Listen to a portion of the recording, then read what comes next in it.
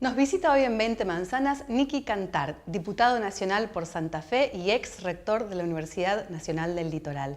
Es abogado especializado en Derecho Laboral. Gracias por estar en 20 Manzanas. Un gusto. Estamos por empezar a discutir el presupuesto nacional para el año que viene, 2019, en la Cámara de Diputados. ¿Qué viene del Poder Ejecutivo? ¿Qué tipo de presupuesto viene y cómo se compara con la expectativa que había a principio de año sobre lo que iba a ser el 2019? Bueno, creo que el presupuesto 2019, sin duda alguna, tiene la particularidad de un objetivo central, que es el equilibrio de las cuentas públicas.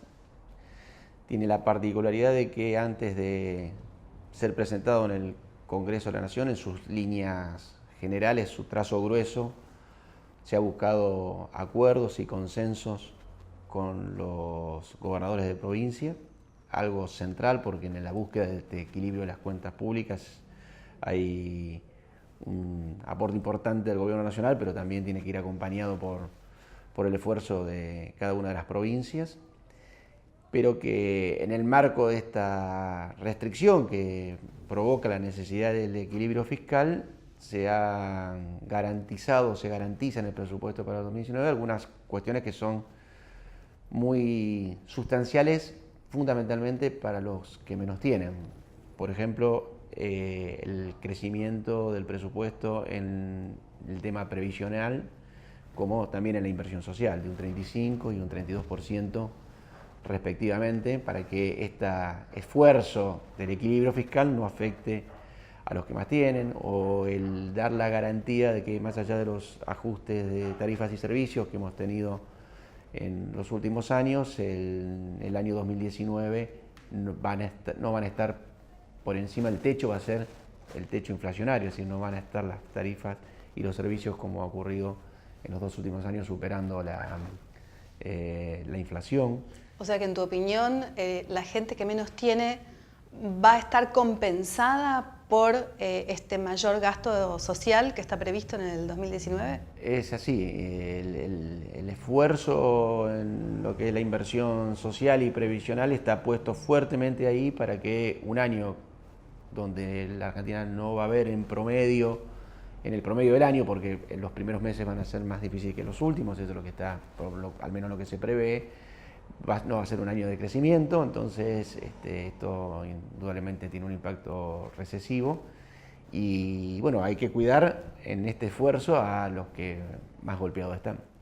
¿Cómo se plantea un año electoral como es el 2019 con un presupuesto de austeridad, de ajuste, de cero crecimiento, de decrecimiento diríamos, y de déficit cero como objetivo?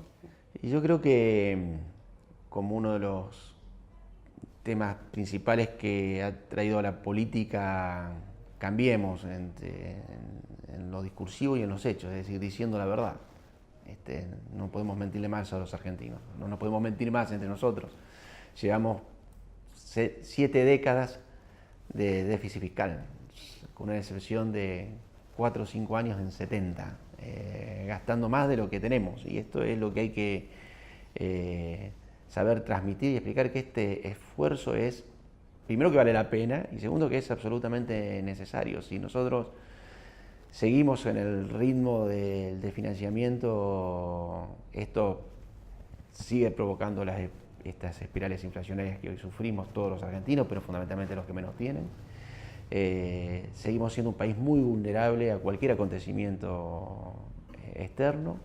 Entonces, para resolver de fondo y no con parches, hay que llegar a este equilibrio que se prevé lograr con dos patas, ¿no? Por un lado, el ajuste en los gastos, pero por otro lado también con algunas medidas que se han anunciado hace 15, 20 días atrás, que va a permitir también mayores ingresos, entonces compensar de alguna manera el esfuerzo, que el esfuerzo no caiga sobre un solo sector y mucho menos sobre los que menos tienen.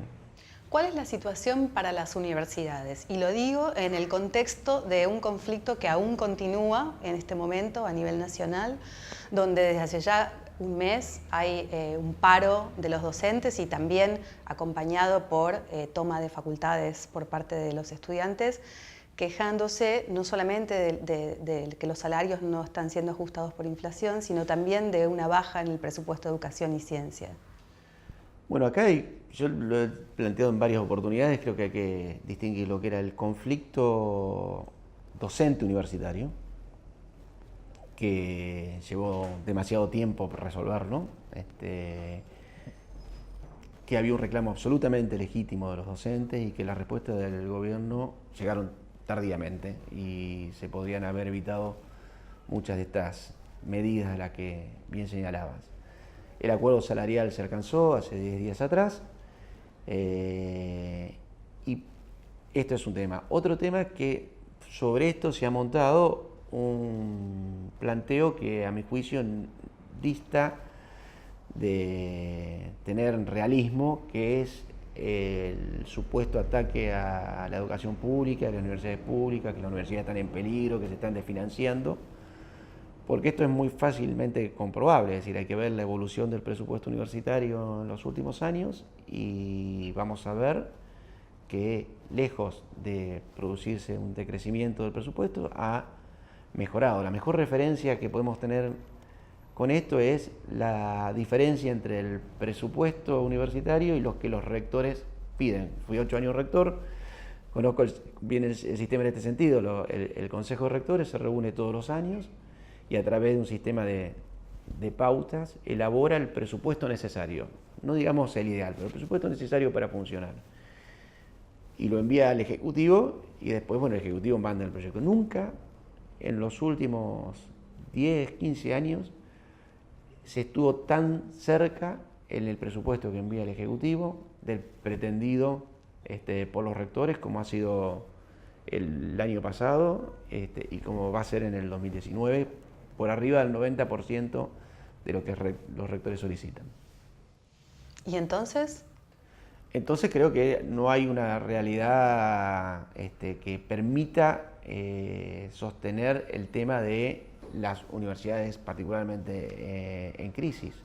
Del total de universidades, 57 universidades nacionales hoy, hay 50 de las 57 universidades que tienen superávit financiero y las pocas que tienen algunas dificultades, en algunos casos malas administraciones, en otros por cuestiones presupuestarias históricas, pero muchas de ellas también el propio gobierno, a través del Ministerio de Educación, a través de la Secretaría de Políticas Universitarias, ha ido resolviendo gran parte de esos problemas. Estuve 2 años en la Secretaría de Política Universitaria antes de ser diputado. Doy un par de ejemplos. El caso de la Universidad Nacional de Tucumán, que tenía un déficit muy marcado, producto de malas administraciones anteriores. Bueno, trabajando en conjunto, poniendo las cuentas en orden, hoy se está equilibrando. La Universidad de Rosario, que también tenía algunas dificultades sobre el 2015, hoy está dentro del grupo de las 50. No hay ninguna razón ni uno vea grandes problemas ni de infraestructura, ni de falta de docentes en el sistema universitario y obvio que uno siempre reclama y pelea y lucha por mayor presupuesto, pero para nada es una situación de crisis del sistema. Es decir, vos decís que había un conflicto salarial, gremial, justificado, que está en vías de resolución. Se resolvió, se firmó el acuerdo hace 10 días. Digo en vías de resolución porque parece ser que las paritarias están siempre abiertas cuando hay inflación, ¿no? Pero se resolvió. Hubo un acuerdo paritario de hace 10 días. Se resolvió hace 10 días. Se resolvió hace 10 días. Y después hay otro montado encima de que tiene que ver con lo que vos llamás un injustificado reclamo, porque no hay datos que muestren que la situación amerita. Un discurso político ese no tiene que ver con la realidad universitaria, ¿no? El presupuesto, el último presupuesto del gobierno anterior fue para el año 2016 fue de 53.000 millones de pesos. 2 años después, el presupuesto de este año, 2018, fue de 103.000, o sea, prácticamente un 100% de incremento en 2 años, y está el presupuesto que se presentó hace unos días atrás para supera los 134 mil millones de pesos, así que hay más de un 28% de crecimiento con respecto al año anterior. O sea, también hay una serie de circunstancias en el sistema universitario que obviamente no se desconocen, ¿no? El tema del valor del dólar, particularmente en aquellas facultades, ingenierías, química, medicina, veterinaria, que tienen muchos insumos importados, obviamente afecta en alguna medida el presupuesto, como ha afectado el tema de tarifas y servicios también en las instituciones universitarias, pero como te afecta a vos, como afecta a mí, como nos afecta a todos. Hablando ¿no? del valor del dólar, el presupuesto dice que va a estar a 40 el año que viene. Ese es lo que se estima promedio en el año para el dólar mayorista. Ese es tanto lo que ha planteado el ministro es para los próximos 3 años, una estimación del valor promedio del dólar mayorista en los próximos años, y si algo un poco más arriba de 40 y algunos centavos para el año próximo. ¿Es algo realista? Yo creo que sí, porque me parece que con la devaluación de este año el dólar ha alcanzado un precio que es que nada hace ver que tenga que seguir creciendo. Si esto viene acompañado también de la otra proyección, que es una inflación anual del 23%,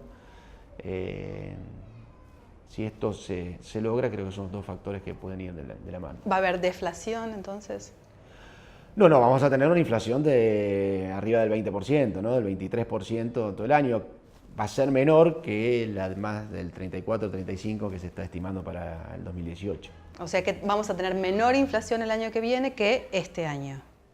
De todas maneras, una inflación muy alta, ¿no? Claro. De más del 20%. Pero sí, sensiblemente menor. ¿Y estos números cómo afectan la economía en Santa Fe? Bueno, hay algunos aspectos que obviamente pueden afectar, digamos, en algunos casos reducciones, los subsidios al transporte, que bueno, es la parte que las provincias, no solo Santa Fe, sino todas las provincias tienen que hacerse un poco cargo de estos subsidios, y es el aporte de las provincias a la reducción del déficit. Pero también una provincia que es netamente agropecuaria, donde el fuerte de la producción santafesina está en el campo, valor más real de las divisas, particularmente para la exportación, es muy beneficioso. Santa Fe fue la primera, junto con Córdoba, de las provincias que empezó a sentir la reactivación los primeros meses del 2016, fruto del empuje que significó la eliminación de las retenciones para la actividad agropecuaria. ¿Y cómo se perfila la composición de Cambiemos en Santa Fe para el año que viene electoral? Bueno, creo que Cambiemos es una alternativa de poder en Santa Fe. El hecho de haber ganado las últimas elecciones legislativas de alguna manera sí lo demuestran. Y en la medida de que dentro del espacio de Cambiemos, particularmente el PRO, el radicalismo y la coalición cívica, nos manejemos con la inteligencia desde el punto de vista electoral con que lo hicimos el año pasado, las expectativas de triunfo en la provincia son muy altas. Niki, ¿cómo ves que afecte a la población esta salida a la superficie de la corrupción de modo tan alevoso y tan intenso en este año? La verdad que uno no termina de sorprenderse, ¿no? Porque de esto se venía hablando y luego aparecen las imágenes de la Rosadita, después la de los bolsos y la monjita, parece de ficción, pero bueno, ahora el tema de los cuadernos, y yo diría más allá de los cuadernos, fundamentalmente, que es un tema a resaltar, porque fue la ley que se conoce como la ley del arrepentido, que ha permitido avanzar fuertemente en la investigación. Es una ley que impulsó este gobierno y que ha sido central para la base de la investigación, más allá de los apuntes de Centeno, ¿no?, en sus cuadernos. Y creo que en definitiva esta es otra de las cuestiones con la que tenemos que sincerarnos y hablar con cada uno de los ciudadanos, ¿no? No hay posibilidad de que la Argentina salga al frente, sino esto no termina por sepultar la corrupción, particularmente la corrupción del Estado. Hablabas ahí de la ley del arrepentido y lo crucial que ha sido. ¿No te parece que hay que hacer alguna reforma con respecto a los fueros que tienen tanto los diputados como los senadores? Ahora el tema está en Senado, ¿no? Pero quiero decir, es algo que la gente percibe como desigual con respecto a cualquier otro ciudadano en situación muy, muy inferior con respecto a la corrupción que puede hacer un ciudadano común versus la que puede hacer una persona que está en poder, y sin embargo la persona que está en poder está mucho más protegida por su actividad.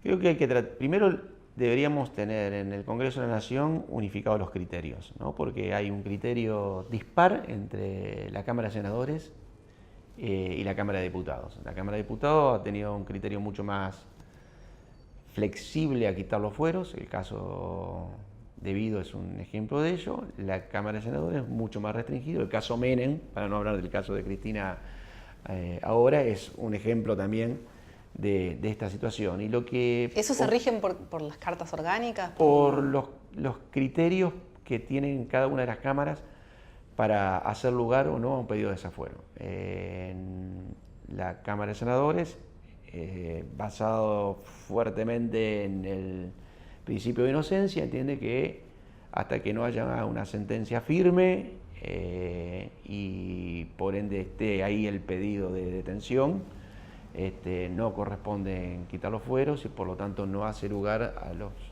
o por lo menos ese ha sido el criterio hasta ahora, no hace lugar cuando hay un pedido de prisión preventiva, por ejemplo, porque no hay una sentencia firme. La sentencia todavía no está firme porque puede ser apelada o va a estar apelada, y hasta que tanto no lo resuelve la Cámara no va a proceder. En cambio, en diputados se ha tenido un criterio más amplio en este sentido.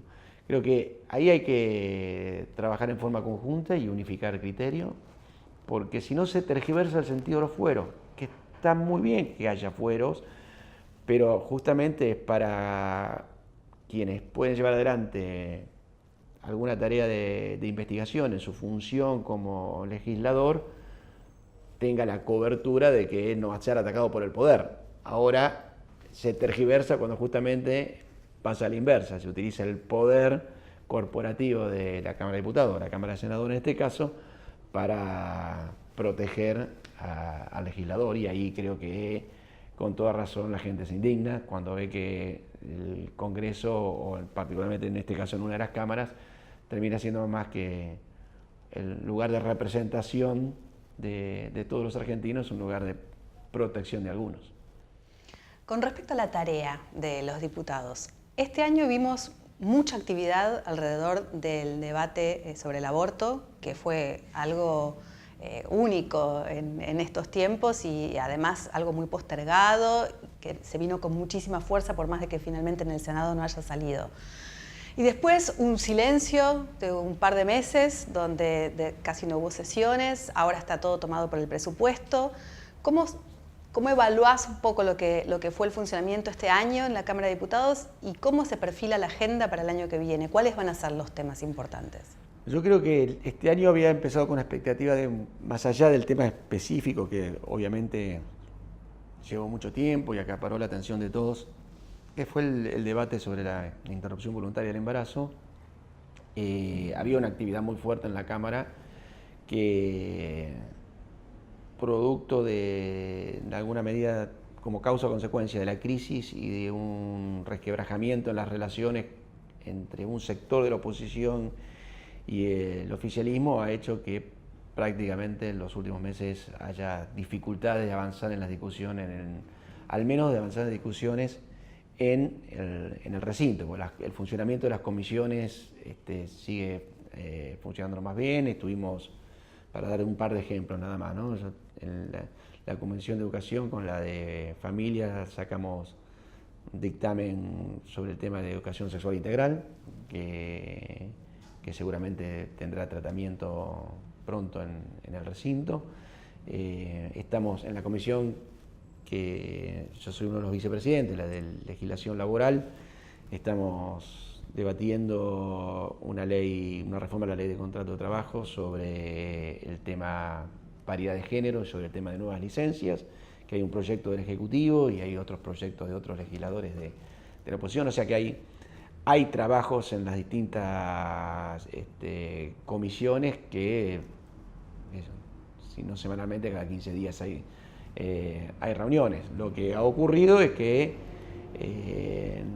nos hemos encontrado con un sector de la oposición que firmemente está montado, diría yo, sobre la situación de esta tormenta o crisis, con el nombre que le queramos dar a la situación económica del país, y bueno, permanentemente están procurando obstruir las políticas que intenta llevar adelante el gobierno. Entonces esto indudablemente hace que estemos teniendo un periodo como aquellos periodos que son preelectorales, en los cuales el funcionamiento del Congreso se ve lamentablemente disminuido. Desde tu perspectiva, ¿cuáles son los temas más importantes que habría que tratar en la Cámara de Diputados? Bueno, creo que hay muchos temas. Yo obviamente estoy más vinculado a los temas de las comisiones en las que estoy trabajando, en la de asuntos constitucionales. Está un proyecto que es muy importante, que es el tema de la reforma del Consejo de la Magistratura, porque sabemos que la última reforma ha sido objetada en cuanto a su constitucionalidad. Hay un fallo de la Cámara que declara la inconstitucionalidad de la reforma, y es un tema que o lo resuelve la Corte Suprema de Justicia de la Nación o lo resolvemos en el Congreso, que sería mucho más saludable, modificando esta ley que está cuestionada. Ahí ese es un tema que, para el funcionamiento de la justicia, que es otra de las cosas que tanto está en debate y en cuestionamiento en los últimos años, sería importante poder avanzar en ese sentido. Lo mismo creo que con algunas leyes laborales, como la que comentaba recién de paridad de licencia, pero también hay un proyecto de ley en el Senado muy importante, que es sobre el blanqueo laboral. Nosotros tenemos 1/3 de los trabajadores en negro, digamos,